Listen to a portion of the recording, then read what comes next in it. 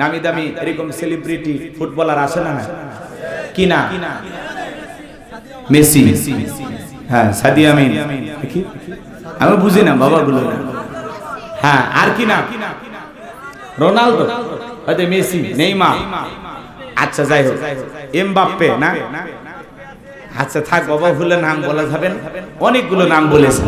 Cricketer দুই একজন আছে না না কি হাত নামান। আল্লাহ রাব্বুল আলামিন বলেন ক্বাদ ফালাহাল মুমিনুন। আরেকটু জোরে বলেন আল্লাহু আকবার। আমার ভাইয়েরা সূরা আল মুমিনুন থেকে কথা বলবো। যে কোনো আয়াত বা সূরার তাফসীর করতে হলে কোন প্রেক্ষাপটে কোন সময় রাসূলের উপরে আয়াতটি বা সূরাটি নাজিল হয়েছে সেই নাজিলের শানে নজুল আছে না নাই? জোরে বলেন নাজিলের শানে নজুল আছে না নাই? যদি শানে নজুল আলোচনা করা হয় তাহলে তাফসীর বুঝতে সহজ হয়, বলুন সুবহানাল্লাহ। তাহলে সূরা আল মুমিনুন বিশ্বনবীর উপরে কোন প্রেক্ষাপটে কোন সময় নাজিল হয়েছে আমি একটু সংক্ষিপ্তভাবে তুলে ধরবো, আপনাদের কি কষ্ট হবে ভাই? আমার ভাইয়েরা বিশ্বনবীর প্রিয় সাহাবী হযরত ওমর ফারুক রাদিয়াল্লাহু তাআলা বলেন আমি মৌমাছির বনবন ভনভন আওয়াজ শুনলাম, ডানে তাকায় মৌমাছি নাই, বামে তাকায় মৌমাছি নাই, বিশ্বনবীর চেহারা মোবারকের দিকে তাকায় দেখি নবীজি ফিসফিস করে কি যেন তিলাওয়াত করতেছেন। হযরত ওমর ফারুক ডেকে বলেন আমার বোঝার বাকি রইল না, আসমান থেকে নবীজির উপরে কোরআনুল কারীম নাজিল হচ্ছে আর বিশ্বনবী কোরআনুল কারীম রিসিভ করতে ব্যস্ত, বলুন সুবহানাল্লাহ। তাহলে মৌমাছির বনবন ভনভন আওয়াজ হলে কোরআনুল কারীম নাজিল হয়, দপ্তরি ছুটির ঘন্টায় বাড়ি মারে টন টন আওয়াজ হলে কোরআনুল কারীম নাজিল হয়। নবীজি যখন ঘোড়ার উপরে থাকতেন ওই সময় যদি কোরআনুল কারীম নাজিল হইতো ওহির ভারে ঘোড়ার পা গুলো বালুর ভিতরে ডেবে যেত, বলেন আল্লাহু আকবার। তাহলে কোরআনুল কারীমের একটা আলাদা ওয়েট, আলাদা একটা ওজন আছে না নাই? নবীজি যখন উটের উপরে থাকতেন ওই সময় যদি কোরআনুল কারীম নাজিল হইতো ওহির ভারে উটের মাথা জমিনের সঙ্গে লেগে যেত। আমার ভাইয়ের এক সাহাবী রানের উপরে মাথা রেখে নবীজি আরাম ফরমাচ্ছেন, ওই সময় যখন কোরআনুল কারীম নাজিল হলো সাহাবী ডেকে বলেন আমার কাছে মনে হয় আমার রানটা ফেটে যাবে, আমার কাছে মনে হয় পাহাড় আমার রানের উপরে চেপে ধরা হয়েছে। তাহলে কোরআনুল কারীমের একটা আলাদা ওয়েট, আলাদা একটা ওজন আছে না নাই? জীবনের প্রথম ওহী রিসিভ করতে গিয়ে নবীজির শরীর মোবারকে জ্বর পর্যন্ত এসেছিল, ইন্দা দিয়ে লাইব্রেরি ছাপায়া 200-300 টাকার বিনিময়ে মুসলমানের ঘরে ঘরে কোরআন পৌঁছায়া দিয়েছে। এই কোরআনের সম্মান মর্যাদা কত আমরা কপাল পোড়া মুসলমান অনেকে আজ বুঝতাম না, কথা বলেন ঠিক কি না? কোরআন বুঝতে হলে সন্তানদেরকে মাদ্রাসায় পড়ানো দরকার আছে না নাই? একটু গভীর মনোযোগ দিয়ে শুনবেন বাজান, আমি সামনের দিকে যাই, লম্বা হবে লম্বা করব না। হযরত ওমর ফারুক ডেকে বলেন নবীজির কোরআনুল কারীম রিসিভ করা শেষ হয়ে গেল, বিশ্বনবী সাহাবায়ে কিরামদের দিকে মুখ ঘুরে ডেকে বলেন ওমর সাহাবীরা এই মাত্র আসমান থেকে জিবরাইল এসে আমার উপরে সূরা আল মুমিনুনের 10টি আয়াত কারিমা নাজিল করে জানায় দিলেন নবী গো এই 10টি আয়াতের ভিতরে আমার আল্লাহ পাক মুমিন বান্দাদের জন্য 7টা বৈশিষ্ট্য নিয়ে 7টা গুণাবলী নিয়ে আলোচনা করেছেন। কোন মুমিন যদি এই 7টা গুণে গুণান্বিত হতে পারে, 7টা গুণ দিয়ে তার জীবনটাকে সাজাইতে পারেন, আমার আল্লাহ রাব্বুল আলামিন বলেন উলাইকা হুমুল ওয়ারিসুন আল্লাযীনা ইয়ারিসুনাল ফিরদাউস হুম ফিহা খালিদুন। আমার আল্লাহ রাব্বুল আলামিন বলেন তারাই উত্তরাধিকারী হবেন জান্নাতুল ফিরদাউসের, সেখানে তারা চিরকাল বসবাস করবেন।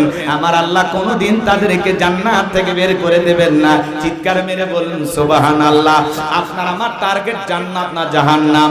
কারা কারা জান্নাতে যেতে চান দুইটা হাত তুলে আমার আল্লাহকে একবার দেখান।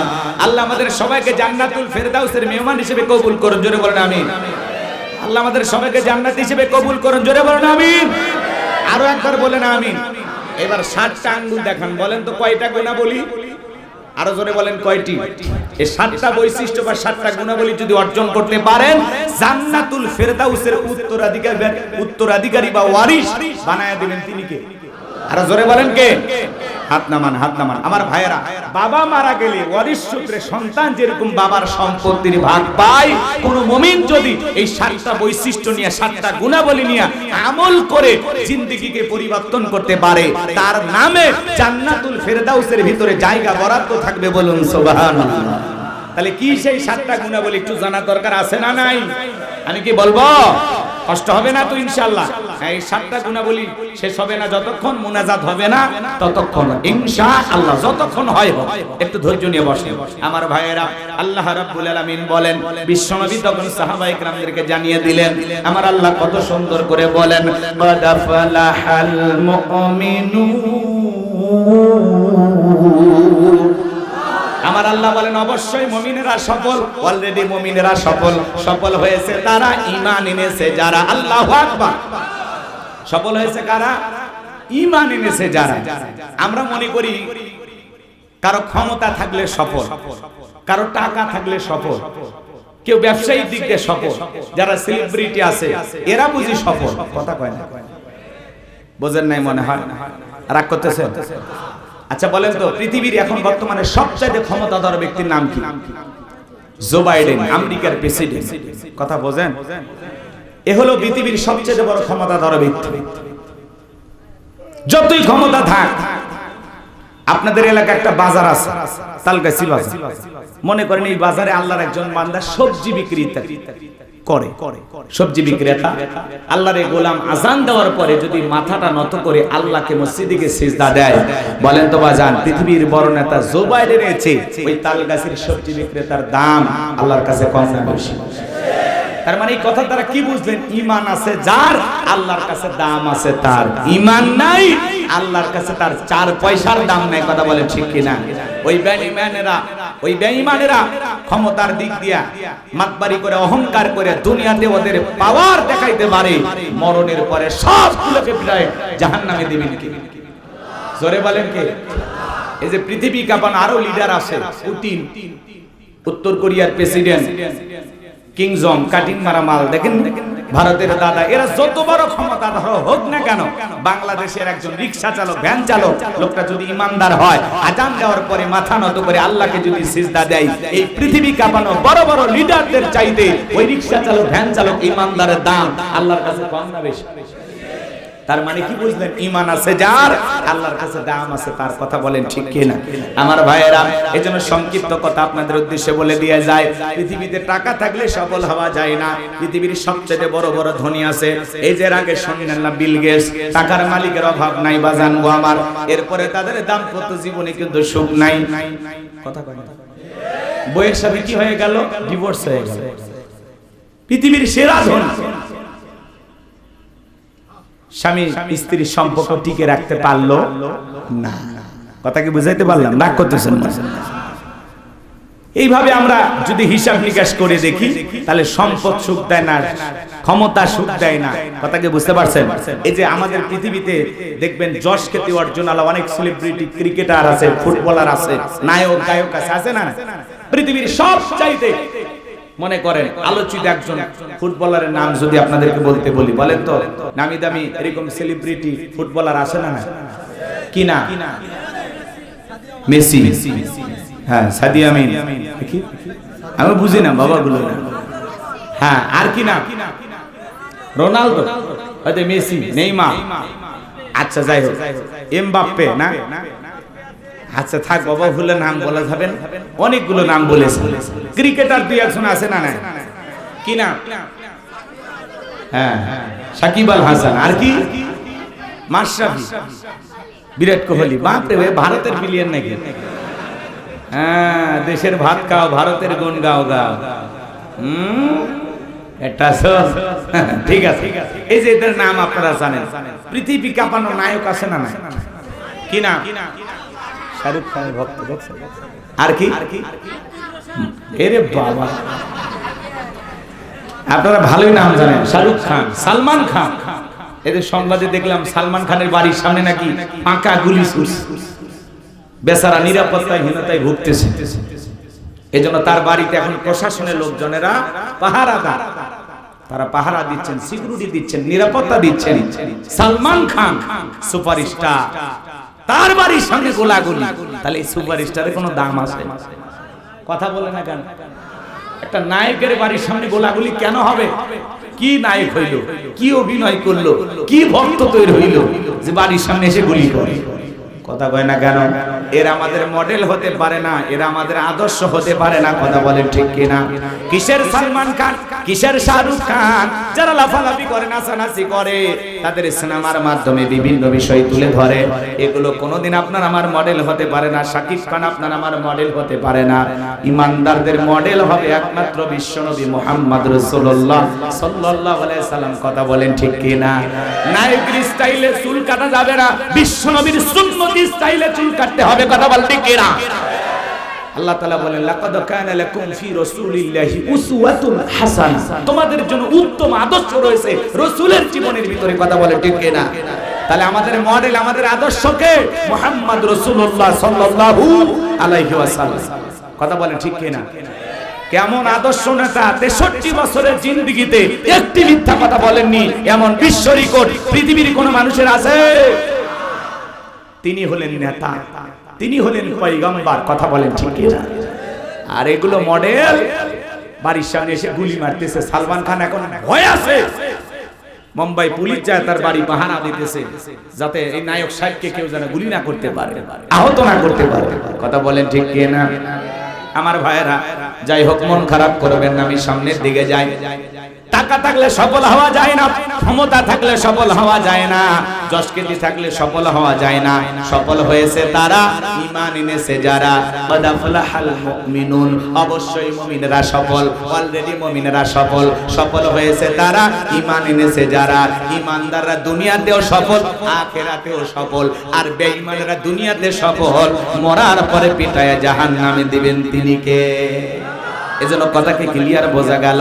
তাহলে আমি শুধু একটা কথা আপনাদেরকে বলবো, সফল হয়েছে কারা? আপনারা বলবেন ঈমান এনেছে যারা। কথা কি বুঝতে পারছেন? টাকা থাকলে আল্লাহর কাছে দাম নাই, ক্ষমতা থাকলে আল্লাহর কাছে দাম নাই। আল্লাহর কাছে দাম আছে তার, ঈমান আছে যার। চেহারা হোক কালো, হোক ফর্সা, হোক ধনী, হোক গরিব, লম্বা হন, খাটো হন, বেটো হন, চেহারা আঁকাবাঁকা যেমনই হোক না কেন, আপনার ভিতরে ঈমান আছে, আল্লাহর কাছে দাম আছে। আল্লাহর কাছে যদি দামি হতে পারি, এই জীবনে আর কিছু চাওয়ার আছে? তাহলে বলুন সফল হয়েছে কারা? ঈমান এনেছে যারা। বলেন সফল হয়েছে কারা? ঈমান এনেছে যারা। এইবার শুনেন, আমি ছোট্ট একটা প্রশ্ন আপনাদেরকে করি। একজন অমুসলিম জোহরের নামাজের পূর্বে ঈমান গ্রহণ করেছে, ওই ব্যক্তির উপরে জোহরের সালাত আদায় করা কি? মাশাআল্লাহ, কি ফরজ। জোহরের নামাজের পূর্বে একজন অমুসলিম যদি ঈমান গ্রহণ করে, ওই ব্যক্তির উপরে জোহরের সালাত আদায় করা কি? ফরজ। ভালো করে বুঝবেন। আল্লাহ পাক যখন মুমিন বান্দাদের 7টা বৈশিষ্ট্য, 7টা গুণাবলী নিয়ে আলোচনা শুরু করলেন, আমার আল্লাহ তাআলা 1 নাম্বার সালাত দিয়ে শুরু করলেন। কারণ মুমিন জীবনের সবচাইতে গুরুত্বপূর্ণ ইবাদতের নাম হলো সালাত। কথা বলেন ঠিক কি না? এই জন্য মুমিন বান্দার 1 নাম্বার গুণাবলী, আল্লাযীনা হুম ফি সালাতিহিম খাশিউন। আমার আল্লাহ রাব্বুল আলামিন বলেন, যারা নিজেদের সালাত বিনয়ের সহিত, নম্রতার সহিত, খুশু ভাব নিয়ে, আল্লাহর ভয় নিয়ে আদায় করে। আপনি আমি যখন সালাত আদায় করব, অন্তরে ভয় থাকতে হবে কার? তাফসীর ইবনে কাসির থেকে বলছি বাজান গো আমার, তাফসীরি কারকেরা এই আয়াতের ব্যাখ্যায় লিখেছেন, আপনি আমি যখন নামাজের ভিতরে দাঁড়িয়ে যাব, অন্তরের ভিতরে সুচিন্তা, দুশ্চিন্তা, বিবির কথা, ব্যবসা বাণিজ্যের কথা, দুনিয়াবি কোনো চিন্তা ভাবনা মনের মধ্যে রাখা যাবে না। টেনশন মুক্ত হৃদয় নিয়ে আল্লাহ রাব্বুল আলামিনকে সিজদা দেওয়ার জন্য মসজিদে গিয়ে দাঁড়ানোর দরকার আছে না নাই? তাহলে আপনি আমি যখন মসজিদের সালাত আদায় করার জন্য দাঁড়িয়ে যাব, বিবির কথা, ব্যবসা বাণিজ্যের কথা, দুনিয়াবি কোনো চিন্তা ভাবনা মনের মধ্যে রাখা যাবে না। সব চিন্তা ভাবনা মসজিদের বাইরে রেখে একমাত্র আল্লাহর ভয় নিয়ে মসজিদে ঢুকতে হবে। তাহলে আপনি আমি যখন নামাজের মধ্যে দাঁড়ায় যাব, অন্তরে ভয় থাকবে কার? এ ভাই, একটা দুইটা স্লোগান দিয়ে এখনই লাফালাফি সমস্যা। শোনেন, কে কি করলো এটা দেখার বিষয় না, আমি আমার গতিতে চলবো, যখন তখন দোয়া করে দেবো। আমাদের আসল কাজ হয়ে গেছে। কথা বোঝেন না? হয়ে গেছে, কালেকশন হয়নি, ওইটাই তো আসল কাজ। সবই আমাকে খালি বয়ান করে নিলেন, সবই তো করে নিলেন। আচ্ছা যাই, এমনি বলতে কথা ধরা হবে না, ধরলে ঝামেলায় পড়ে যাবে। মানে আমি এমনি তাল মারতেছি, আপনি আবার ভাবেন না যে ওইটার জন্য হুজুর কইলো না। মানে একটা মাহফিল করা হয় যে কোনো উদ্যোগে, তাই কালেকশন মোটামুটি হয়ে গেলে মাহফিল সব, আর বক্তা যে বয়ান করবে এটা বোনাস। আমি তো বললামই যে 1.5টা হোক 2টা হোক সেটা পরে কার ইচ্ছা, কিন্তু পরিবেশ দিতে হবে, বুঝেন নাই কথা? জি। আর এদিক খেয়াল করেন, এদিক খেয়াল করেন, অন্তরের ভিতরে ভয় থাকবে কার? ইয়া আইয়ুহাল্লাযীনা আমানু তাকুল্লাহ, হে ঈমানদারগণ আমি আল্লাহকে ভয় করো, হাক্কা তুকাতিহি, ভয় করার মতো ভয় করো। সালাত কিভাবে আদায় করব, বিশ্বনবী কিভাবে আদায় করেছেন? আম্মা জান আয়েশা রাদিয়াল্লাহু তাআলা আনহা বলেন, নবী নামাজের ভিতরে এত লম্বা সময় দাঁড়িয়ে থাকতেন, মাঝে মাঝে আমি তাকায়া দেখতাম বিশ্বনবীর পা মুবারক ফুলে উঠেছে, বলুন সুবহানাল্লাহ। তাহলে নবীজি কত লম্বা সময় নামাজে দাঁড়িয়ে থাকতেন, যার কারণে পা ফুলে উঠতো। 2 মিনিট দাঁড়াতে পা ফুলে, আধা ঘন্টা 1 ঘন্টা না, ঘন্টার পর ঘন্টা। কথাকে বোঝা গেল? আমার ভাইয়ের আম্মা জান আয়েশা ডেকে বলেন, নবীজি এত লম্বা সময় ধরে সিজদা দিতেন, মাঝে মাঝে মনে হইতো নবীজি আর কোনদিন সিজদা থেকে মাথা উঠাবেন না। আম্মা জান আয়েশা ডেকে বলেন, একদিন রাতের বেলায় দেখি নবীজি সিজদা দিয়ে এত কান্না করেছেন, কাঁদতে কাঁদতে বিছানাটা ভিজে গেছে। আমি মনে করলাম পানি পড়ে ভিজে